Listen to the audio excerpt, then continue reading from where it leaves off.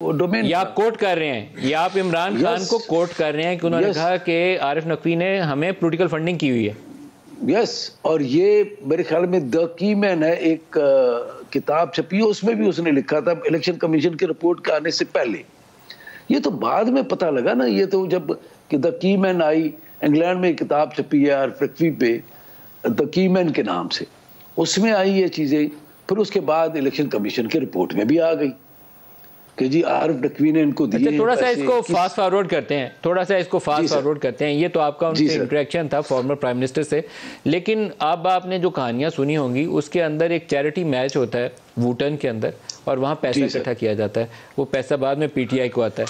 फिर मुबारक नहयान से 2 million pounds की या डॉलर्स की एक ट्रांजैक्शन रिपोर्ट होती है, जिसकी अभी एविडेंस मुझे देखनी है, लेकिन कहा जाता है कि मुबारक नहयान से अबराज को गया, अबराज से वो पैसा घूम के पाकिस्तान आया। तो अब ये दो बड़ी कंट्रोवर्शियल चीज़ें हमारे सामने आती हैं। एज ए DGFIA कभी आपने ऐसी चीज़ों को देखा है कि पैसा जब घूम के, चैरिटी का पैसा पोलिटिकल पार्टी को आया हो, एक फॉरेन गवर्नमेंट का मिनिस्टर है उसका पैसा जिसकी पाकिस्तान में इन्वेस्टमेंट भी है अल्फला और दूसरी, वो पैसा घूम के एक पार्टी को आया? सर वैसे मैं आपको एक अर्ज करूं, मैं आपको एक ये जो आप बात बता रहे हैं ना आरिफ नकवी और शेख मुबारक नहयान, अल्फला बैंक वाले, उनके जो पैसे हैं, ये आपने इलेक्शन कमीशन की रिपोर्ट अगर अच्छी तरीके से पढ़ें, मैंने जो चूंकि थोड़ी सी पढ़ी है, मेरा इंटरेस्ट है, जाहिर है मैं आई एम इन्वेस्टिगेटर बेसिकली। ये टिप ऑफ आइसबर्ग है sir, this is tip of iceberg. ये तो कुछ भी नहीं है। जो इलेक्शन कमीशन की रिपोर्ट है वो इतनी रिपोर्ट है, इंक्वायरी रिपोर्ट है जिसको उन्होंने चैलेंज किया है, जजमेंट नहीं है भाई, ये इंक्वायरी की रिपोर्ट है। अभी इसके ऊपर इन्वेस्टिगेशंस होनी है, और जेल में लोगों ने जाना है। अभी तो बाहर के मुल्कों में चिट्ठियां लिखी जानी है। मैं आपको एक अर्ज करूं, एक छोटी सी मिसाल मैं आपको दूंगा। मैं आप कह रहे थे टिप ऑफ द आइसबर्ग, में क्यों कह रहा हूं? फॉर एग्जाम्पल मैंने पढ़ा इलेक्शन कमीशन की वो जो इंक्वायरी रिपोर्ट है, उसको मैंने सरसरी देखा है, मैंने अच्छी तरह नहीं देखा, सच्ची बात है। मेरा इंटरेस्ट इतना ही होगा जितना एक आम आदमी का होता है, जिस तरह होता है। मैं गांव में रहता हूँ। रिपोर्ट कहती है कि 13 अकाउंट्स ऐसे हैं जो छुपाए गए।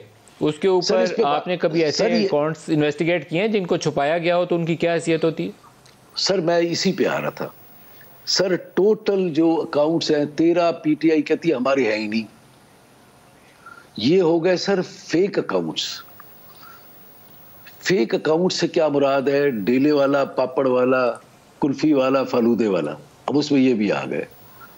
दूसरे एक तो ये है, दूसरे अनडिस्क्लोज्ड अकाउंट्स जिसमें के पैसे आए भी हैं गए भी हैं।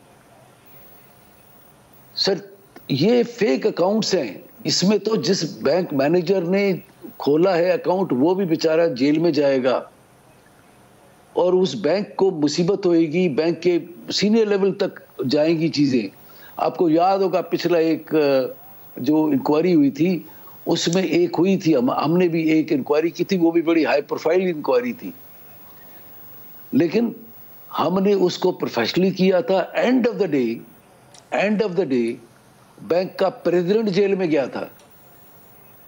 आपको शायद मैं नाम नहीं लेना चाहता बिकॉज मेरा वो, इसलिए फिर वही प्रोफेशनली चलना चाहिए। और मैं नहीं समझता कि जो टीम बनाई है वो प्रोफेशनली बहुत तो बैंक ही बंद हो गया ना सर, उसका लाइसेंस ही कैंसिल हो गया, उस बैंक का तो लाइसेंस ही कैंसिल हो गया। तो यहाँ जहाँ से फंडिंग आई होगी तो उन बैंकों का क्या बनेगा? सर मैं यही तो कह रहा हूँ, मनी लॉन्ड्रिंग, अगर आप कानून को पढ़े तो money laundering is most serious offence. खास तौर पे जब से हम FATF का शिकार हुए,